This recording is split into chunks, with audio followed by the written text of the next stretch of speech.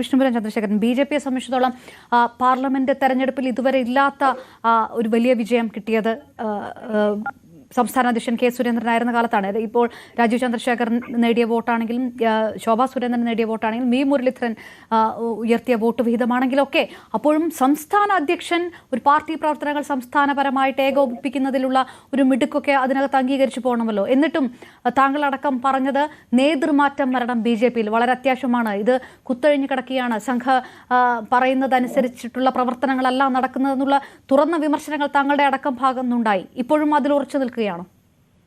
അല്ല, ഞാനെന്ന് വിമർശിച്ചതേ സുരേന്ദ്രൻ കഴിവില്ല എന്നല്ല വിമർശിച്ചത്. സുരേന്ദ്രന് കഴിവുകളുണ്ട്. ഒരു ബി.ജെ.പിക്കകത്ത് നടക്കുന്ന കാര്യങ്ങളിൽ അഭിപ്രായം പറയേണ്ടത് ബി.ജെ.പി ആണ്. ഞാൻ ഘടകകക്ഷിയാണ്, ഞാൻ എൻ.ഡി.എയുടെ വൈസ് ചെയർമാനാണ്. ഞാൻ അന്ന് പറഞ്ഞത് കടിഞ്ഞാണില്ലാത്ത കുതിര എന്നാണ്. ഇപ്പോൾ ആർ.എസ്.എസിന്റെ ഭാഗത്തു നിന്നുള്ള ഫുൾ ടൈമർ ഇല്ല, അപ്പൊ നിയന്ത്രണമില്ല. രണ്ട് ഘടകകക്ഷികളെ അവർ അംഗീകരിക്കുന്നില്ല.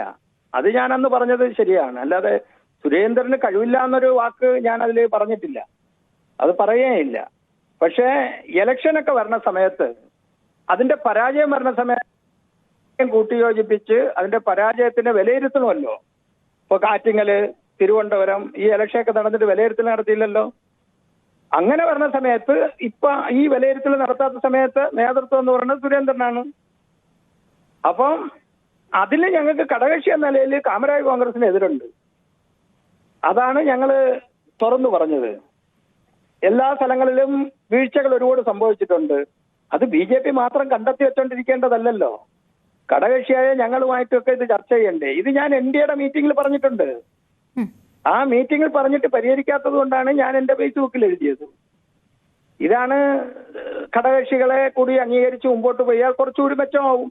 അല്ല, സുരേന്ദ്രൻ നേതൃത്വത്തിൽ വന്നതിന് ശേഷമാണല്ലോ ഇപ്പൊ എം.പി ഉണ്ടായത്, എത്ര വാർഡുകൾ ജയിച്ചു വന്നത്, എത്ര സ്ഥലങ്ങൾ രണ്ടാം സ്ഥാനത്ത് വന്നത്, അത് നേതൃത്വമാണ്. പിന്നെ ബി.ജെ.പിയെ സംബന്ധിച്ച് അവരുടെ അഭിപ്രായമാണെങ്കിൽ എനിക്കറിയാം, ഒരു വ്യക്തിയെ കേന്ദ്രീകരിച്ചല്ലല്ലോ ആ പാർട്ടി പ്രവർത്തിക്കുന്നത്, കൂട്ടായ പ്രവർത്തനം. അതില് അർഹതപ്പെട്ട നിരവധി ഘടകകക്ഷികൾ വന്നിട്ടും ചെറിയ കഴിവേ ഉള്ളുവെങ്കിലും അവരെ അംഗീകരിച്ച് ചർച്ച ചെയ്ത് അവരെ കൂട്ടത്ത് നിർത്തണ്ടേ. അത് ചെയ്യാൻ ഈ നേതൃത്വത്തിന് കഴിഞ്ഞില്ല എന്നുള്ളതാണ് എന്റെ വ്യക്തമായ അഭിപ്രായം. ഓക്കെ, വളരെ നന്ദി. വിഷ്ണുപുരം ചന്ദ്രശേഖരനാണ് പ്രതിനിധിച്ചത്. ശ്രീ ഷാബു പ്രസാദ്, BDJS UDF പാളയത്തിലേക്ക് പോകുന്നു എന്നുള്ള വാർത്തകളൊക്കെ ഒരു വശം നിൽക്കുന്നുള്ളൂ. അപ്പോൾ ഘടകകക്ഷികളെ കൃത്യമായി കൂട്ടിയോജിപ്പിക്കുക, അങ്ങനെ മുന്നണിയുടെ വിജയത്തിലേക്ക് കടക്കുക. തെരഞ്ഞെടുപ്പിൽ തോൽവി ഉണ്ടാകുമ്പോൾ ആ തോൽവി കൃത്യമായി, നേരത്തെ ശ്രീത്ത് പറഞ്ഞ പോലെ എന്താണ് കൃത്യമായിട്ടുള്ള കാരണം എന്നറിഞ്ഞ് പരിശോധിച്ചാലാണല്ലോ ആ ഇഷ്യൂ സോൾവേർട്ട് ആകുക. പാർട്ടിക്കകത്ത് നിന്നുകൊണ്ട്, പാർട്ടിയുടെ ചട്ടക്കൂടിൽ നിന്നുകൊണ്ട് പാർട്ടി പ്രവർത്തകർ ആഗ്രഹിക്കുന്ന ചില കാര്യങ്ങളുണ്ട്. അത് ഇനിയും ഇത് ഉയർന്നു വരണം എന്നുള്ളൊരു വിഷയമാണ്. പുറത്തുനിന്ന് നടത്തുന്ന വിലയിരുത്തലുകളും മാധ്യമങ്ങൾ നടത്തുന്ന വിലയിരുത്തലുകളും അവരുടെ അജണ്ടകളും അതൊക്കെ മാറ്റി നിർത്തിക്കൊണ്ട് താങ്കളും അത് ആഗ്രഹിക്കുന്നത് കൊണ്ടായിരിക്കില്ലേ കെ സുരേന്ദ്രൻ അടുത്ത ടൈമിൽ ഉണ്ടാവുകയില്ല, അല്ലെങ്കിൽ എന്തായാലും സ്ഥാനമാറ്റം ഉണ്ടാകും എന്ന് താങ്കൾ പറയുന്നുണ്ടാവുക. നേരത്തെ ശ്രീ ജോർജ് പടിപ്പാറ പറഞ്ഞ പോലെ ഇത്രയും വലിയ വിജയം പാർലമെന്റിൽ ഒരു MP ഉണ്ടാവുക, ബാക്കി 3 മണ്ഡലങ്ങളിൽ ഇത്രയും വോട്ട് വിഹിതം കൂട്ടാൻ കഴിയുക, ഇതൊക്കെ സ്വാഭാവികമായിട്ടും കൊടുക്കേണ്ടത് ആ പ്രവർത്തനങ്ങൾ ഏകോപിപ്പിച്ച സംസ്ഥാന പ്രസിഡന്റാണ്. അദ്ദേഹം തുടരേണ്ട ആവശ്യമില്ല, മാറും എന്ന് താങ്കളും പറയുന്നത് എന്തുകൊണ്ടായിരിക്കും? പറഞ്ഞ മലയാള ഭാഷ തന്നെ അല്ലേ. അതായത് LK അദ്വാനിക്കും മുരളി മനോഹർ ജോഷിക്കും അല്ലെങ്കിൽ രാജ്നാഥ് സിംഗിനും അമിത്ഷായ്ക്കും ഒക്കെ ഇല്ലാത്ത പ്രിവിലേജ് എങ്ങനെയാണ് ഈ പ്രസിഡന്റ്ഷിപ്പിന്റെ ആ ഒരു പീരീഡിന്റെ കാര്യത്തിൽ അല്ലെങ്കിൽ ആ ടൈമിന്റെ കാര്യത്തിൽ സുരേന്ദ്രൻ ഉണ്ടാവുക? അത് സ്വാഭാവികമായിട്ട് സംഭവിക്കുന്ന കാര്യമാണത്. അത് വളരെ ഇനിയിപ്പം ഈ 2021 തെരഞ്ഞെടുപ്പിൽ കേരളം മുഴുവനും BJP വിജയിച്ചിരുന്നെങ്കിലും സുരേന്ദ്രൻ മാറുമായിരുന്നു. ഈ പാലക്കാട് ഉപതെരഞ്ഞെടുപ്പിൽ വൻ വിജയം നേടിയിരുന്നെങ്കിലും സുരേന്ദ്രൻ മാറുമായിരുന്നു. അതാ പാർട്ടിയുടെ സിസ്റ്റമാണത്. അതായത് സിസ്റ്റമാണ്. അതെന്തെങ്കിലും തരത്തിലുള്ള ഒരു തെറ്റുതിരുത്തലോ വീഴ്ചയോ അല്ല, അത് സിസ്റ്റം മാത്രമാണ് അല്ലേ?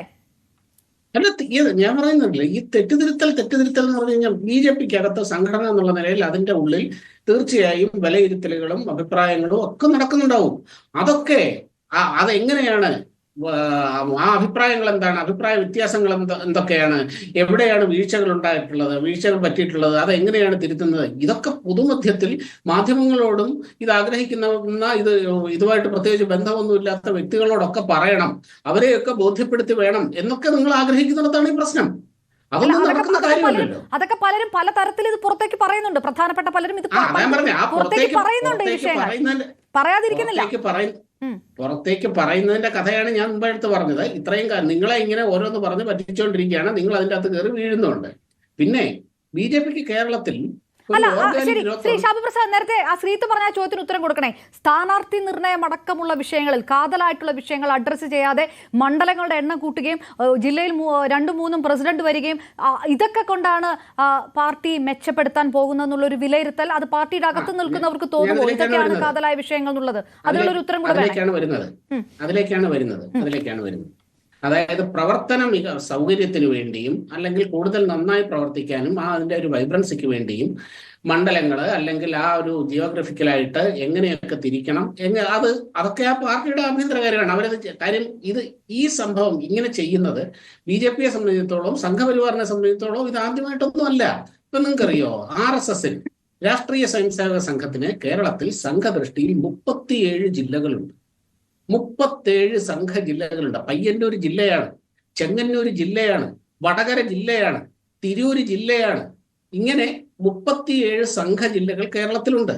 അതുപോലെ സംഘദൃഷ്ടിയിൽ, RSSന്റെ ദൃഷ്ടിയിൽ കേരളം 2 സംസ്ഥാനമാണ്. ഈ കഴിഞ്ഞ വർഷം മുതൽ, കഴിഞ്ഞ ജൂൺ മുതൽ 2 ഉത്തരപ്രാന്തവും ദക്ഷിണ പ്രാന്തവുമാണ്. 2 സിസ്റ്റമായിട്ടാണ് ഇപ്പോൾ പോകുന്നത്.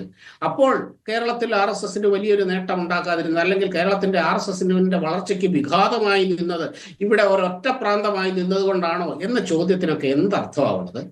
ഓരോ കാലഘട്ടത്തിന്റെ ആവശ്യങ്ങൾക്ക്, ആ സമയത്തെ ആവശ്യങ്ങൾക്കനുസരിച്ചാണ് പുതിയ പുതിയ തീരുമാനങ്ങളും ഈ രീതിയിലുള്ള വിഭജനങ്ങളും അല്ലെങ്കിൽ അങ്ങനെയുള്ള കാര്യങ്ങൾ ഉണ്ടാവുന്നത്. ഇനിയിപ്പോ അത് ചിലപ്പം അതിൻ്റെ അകത്ത് ചിലപ്പോൾ പോരായ്മകൾ ഉണ്ടായേക്കാം, വീഴ്ചകൾ ഉണ്ടായേക്കാം. അതൊക്കെ പിന്നീട് കാലം തെളിയിക്കട്ടെ. ഇങ്ങനെ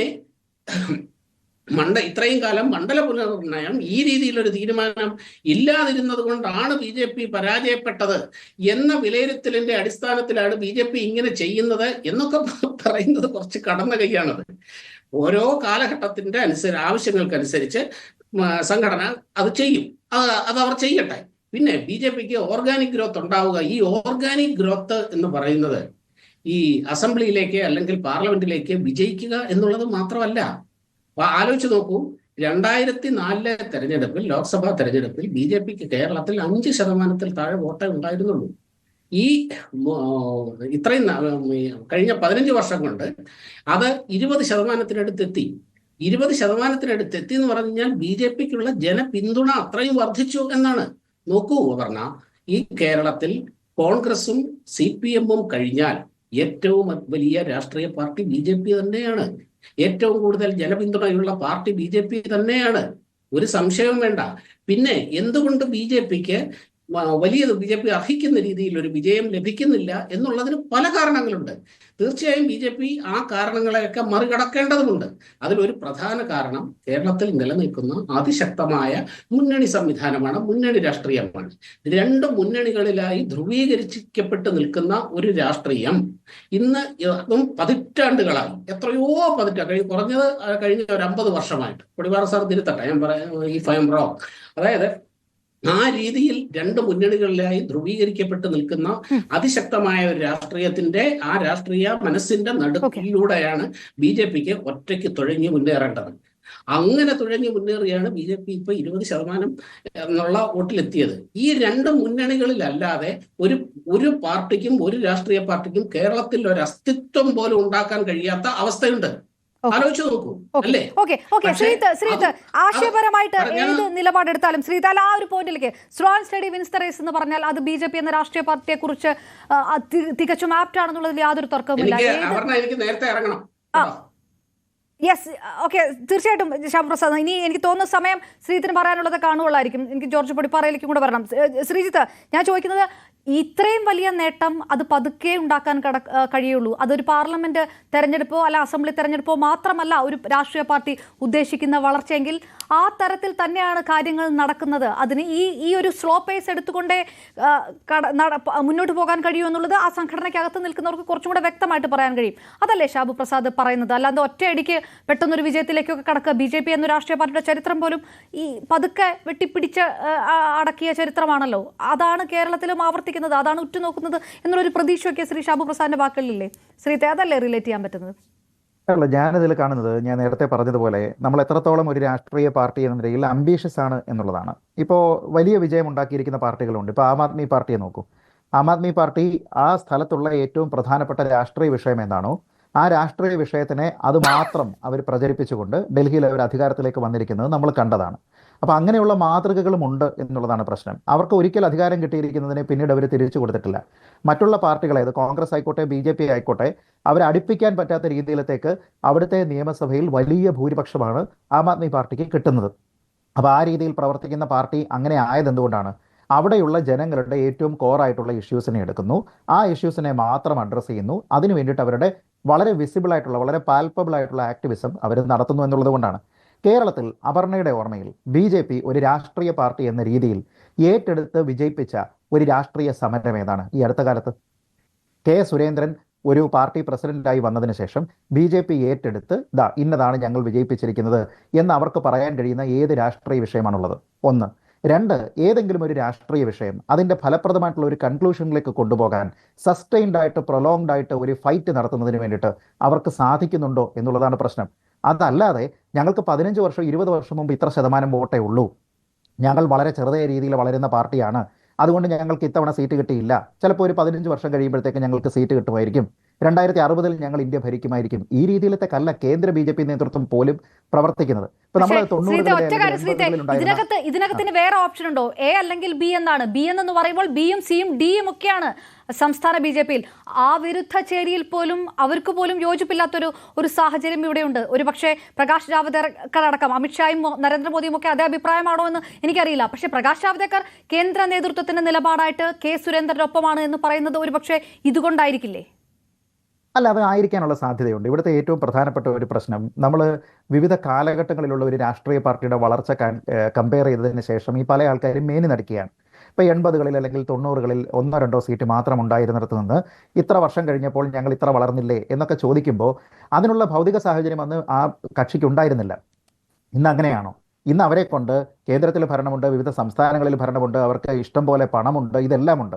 പക്ഷേ ഇവിടുത്തെ പ്രശ്നം എന്താണെന്ന് നോക്കൂ. ഇപ്പോൾ ഇദ്ദേഹം പറയുന്നു ഈ ജില്ലകളായി വിഘടിപ്പിച്ചതിന് ശേഷം RSSനെയൊക്കെ തന്നെ അദ്ദേഹം കമ്പയർ ചെയ്തിട്ട് RSSന് ഇത്ര ജില്ലകളുണ്ട് എന്നൊക്കെ അദ്ദേഹം പറയുന്നു. നോക്കൂ, ഇതിലെ പ്രധാനപ്പെട്ട കാര്യം RSS ഒരു രാഷ്ട്രീയ പാർട്ടിയല്ല. അവർക്കത് ഇന്റേണലി ഓർഗനൈസ് ചെയ്യുന്നതിന് വേണ്ടി അവർക്ക് എങ്ങനെ വേണമെങ്കിലും ആകാം, ഇപ്പോൾ ഉള്ളതിൻ്റെ ഇരട്ടിയുമാകാം. അത് അവിടെയുള്ള ആൾക്കാരെ മാത്രം കൺസേൺ ചെയ്യുന്ന ഒരു കാര്യമാണ്. പക്ഷേ BJP ഒരു രാഷ്ട്രീയ പാർട്ടിയാണ്. അത് ഏത് രീതിയിലാണ് പ്രവർത്തിക്കുന്നത് എന്നതിനെ പറ്റി പബ്ലിക്കിന് അറിയാനുള്ള ഒരു അവകാശമുണ്ട്. അതല്ലാതെ അഭിപ്രായം പറയുന്ന ആൾക്കാർ നിങ്ങൾ എന്തിനാണ് പാർട്ടിയുടെ ആഭ്യന്തരമായിട്ടുള്ള കാര്യങ്ങളിൽ അഭിപ്രായം പറയുന്നത് എന്ന് പറഞ്ഞതുകൊണ്ട് കാര്യമില്ല. ഞാൻ പറഞ്ഞത് ഈ ഫോർമുല, അതായത് 1നെ 2ആയും 2നെ 3ആയും വിഘടിപ്പിക്കുന്ന രീതിയിലത്തേക്കുള്ള ഫോർമുല നേരത്തെയും ഉണ്ടാക്കിയിട്ടുണ്ട്. പക്ഷേ ഇതിൻ്റെ പ്രശ്നം എന്താണ്? നമുക്കിങ്ങനെ താഴെ പ്രവർത്തിക്കുന്നതിന് വലിയ ഘടകങ്ങളൊക്കെ ഉണ്ടാക്കുക, അതല്ലെങ്കിൽ ചെറിയ ചെറിയ രീതിയിലത്തേക്ക് അതിനെ കൊണ്ടുവരിക, കമ്മിറ്റികൾ ഉണ്ടാക്കുക, ഇതാണ് വളർച്ചയ്ക്ക് നല്ലത് എന്നൊക്കെ പറഞ്ഞതിന് ശേഷവും അവസാനം ആൾക്കാർ തിരഞ്ഞെടുക്കുന്ന ആരെയാണ്? ഈ കമ്മിറ്റിക്കാരെ അല്ല. ആൾക്കാർ തിരഞ്ഞെടുക്കുന്നത് നിങ്ങളുടെ മുന്നിലേക്ക് വെക്കുന്ന സ്ഥാനാർത്ഥിയെ തിരഞ്ഞെടുക്കണോ വേണ്ടയോ എന്നുള്ളതാണ്. ഇത് നേരത്തെയും പഴറ്റിയിട്ടില്ലേ? ഈ 140നെ 280 ആക്കിയതിനു ശേഷവും നേരത്തെ പറഞ്ഞതുപോലെയുള്ള സ്ഥാനാർത്ഥിയെ കൊണ്ട് നിർത്തിക്കഴിഞ്ഞാൽ, നമ്മൾ ഈ മലയാളത്തിലൊരു ചൊല്ലുണ്ടല്ലോ, തേങ്ങ 10 അരച്ചാലും താളല്ലേ കറിയെന്ന്. ആ രീതിയിലത്തേക്കാണ് ഈ സംവിധാനം അവസാനം വരുന്നത് എങ്കിൽ ആർക്ക് വോട്ട് ചെയ്യും? എനിക്ക് ഏറ്റവും ഇഷ്ടമുള്ളയാളാണ്, എന്നോടൊപ്പം എല്ലായ്പ്പോഴും നിൽക്കുന്നയാളാണ്, എൻ്റെ നിലപാടുകളെ പിന്തുണച്ച് ഫേസ്ബുക്ക് പോസ്റ്റ് ഇടുന്നയാളാണ്, എങ്കിൽ അദ്ദേഹത്തിന് സ്ഥാനാർത്ഥിത്വം എന്ന രീതിയിലത്തേക്ക് പറയുന്ന ആ പഴഞ്ചൻ ഫോർമുലയാണ് മാറേണ്ടത് എങ്കിൽ ഇതിൽ സമൂലമായിട്ടുള്ള ഒരു മാറ്റമാണ് ഉണ്ടാകേണ്ടത്. അപ്പോൾ അതിൽ നമ്മൾ നോക്കിക്കഴിഞ്ഞാൽ, ഇപ്പോൾ അല്പം മുമ്പ് പറഞ്ഞതുപോലെ ശ്രീ പ്രകാശ് ജാവ്ദേക്കറെ പോലുള്ള ഒരാൾ തുടർച്ചയായിട്ട് പാർട്ടി പ്രസിഡന്റ് എന്താണോ പറയുന്നത് ആ കാര്യത്തിനെ ഫേവർ ചെയ്തിട്ട് സംസാരിക്കുന്ന ഒരാളാണ്.